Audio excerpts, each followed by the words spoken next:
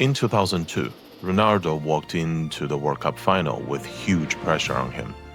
4 years earlier, before the 1998 final, everything has gone wrong. Then came injuries, doubt, and people asking if he could ever be the same again. And in the final against Germany, he answered with 2 goals.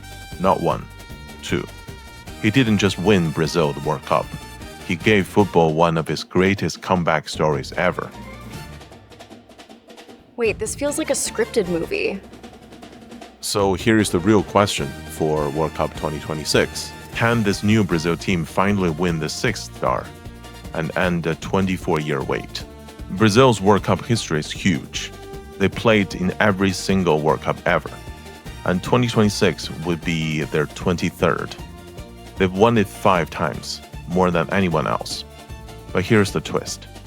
Brazil has not won the World Cup since 2002. So modern Brazil feels like 2 stories at once. The greatest World Cup team ever, and the giant still trying to become champion again. That's why the 2002 final still matters so much. That was the last time Brazil stood on top of the world. So this is not just the team are back. This is a team coming back with an actual plan. I agree. Let's look at the Zen 8-factor analysis of this Brazil team.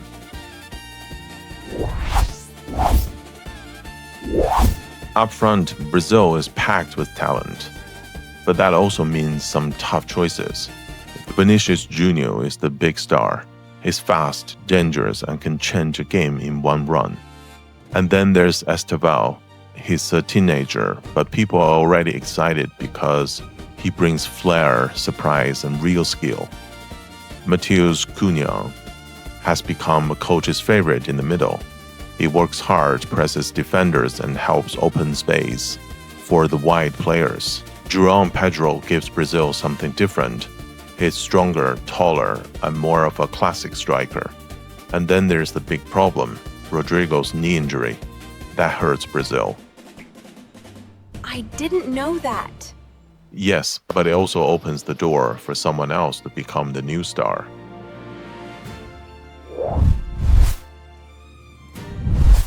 At the back, Brazil is trying to become stronger. Ancelotti wants them to keep the ball but also stay tough when the match gets messy. Marquinhos is the leader. He keeps the defense organized and brings experience. Gabriel Magalhães brings power and strength in the air. Eder Militão brings speed and can cover different roles. And Lucas Beraldo is calm on the ball and can start attacks from the back. Looking at all of these options, this starts to look like a much tougher Brazil defense than before. So this defense isn't just solid, it sounds fast, nasty, and really difficult to stretch. Exactly. This is Brazil trying to win the ugly parts of the football too.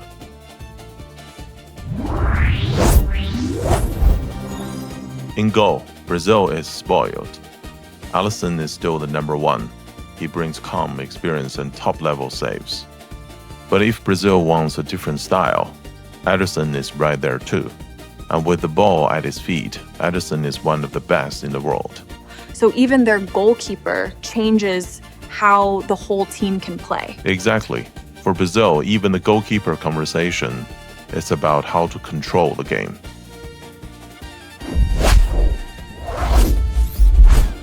When people think of Brazil, they think of magic, dribbling, skill, creativity. In this team, the Finian is the main creator.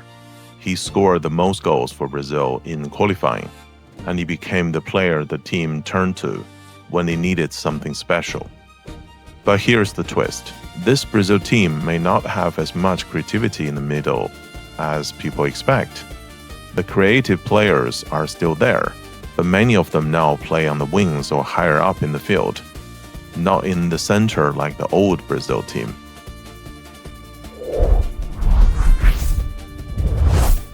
Brazil's chemistry is one of the most interesting things about this team. First, there's the Real Madrid group. Vinicius, Rodrigo, and Militão already know Ancelotti's really well. They know his style, they know his standards, and that gives the team trust right away. Then there's the Chelsea group. Esteval, João Pedro, and Andre Santos could become important together much sooner than people think. So the chemistry isn't just national team chemistry, or some of it is already club level, almost telepathic. Yes, and that's a huge gift in the short tournament. To help you to get the full World Cup experience, World Cup 6-7 team has built a suite of tools for you, including the Zen 8-factor guides for all 48 teams, progress tracker spreadsheet, recipe book for the signature dishes for all 48 countries, match previews, and a lot more. I will put in the link to the Ultimate World Cup 2026 guide bundle in the description below. Honestly, that's kind of perfect if you want to actually understand the World Cup without feeling lost.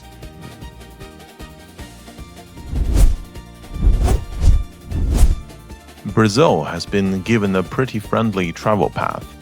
The group games are in New Jersey, Philadelphia, and Miami, so they do not have to fly all over the country early in the tournament. That helps a lot. Smaller time changes, a steadier routine, and more time to stay settled. The hardest part will be the hot, sticky weather, especially in Miami. But overall, this path suits Brazil well. If they finish first in the group, they go to Houston. If they finish second, they go to Monterrey, which means more travel and a tougher trip. So topping the group doesn't just sound better, it actually makes the whole tournament physically easier. Exactly. For Brazil, the path is not perfect, but it is manageable.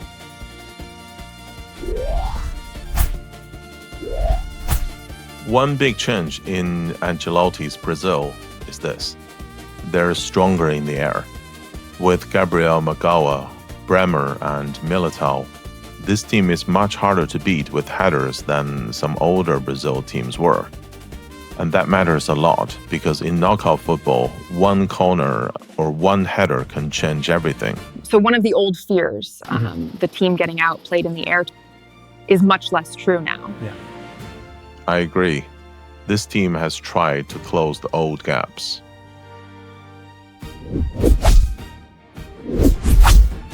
And now the X Factor. For Brazil, it starts with one mission: win the 6th World Cup. This is no longer only about beautiful football, it is about winning. Then there is Ancelotti. He knows how to handle huge knockout games. He stays calm, makes smart choices, and could give Brazil exactly what it needs. And then there's the pride. Brazil only finished 5th in qualifying. For Brazil, that stings. And that feeling could push this team even harder. So their superpower might actually be pride plus pressure plus the right coach. Very nicely put. This is Brazil with talent, but also with a point to make. And here's what I believe. Brazil should be one of the top favorites for World Cup 2026. Not only because of the name, not only because of the shirt, but because this team has world-class attackers, a tougher defense, and a coach who knows how to win the biggest matches. If Brazil starts well and grows into the tournament, it could become very dangerous. So, are they finally back? Or are we still trusting the old name a bit too much? That is exactly the question. Tell me in the comment, how far do you think the Brazil team can really go? And if you want the full 48-team journey, plus the tools behind it, please subscribe and check out the World Cup 6-7 bundle below. Please also check out the music video for the Brazil remix of the channel theme song. Thank you. I thought it's the World Cup 2026. Why are we called World Cup 6-7? 6-7.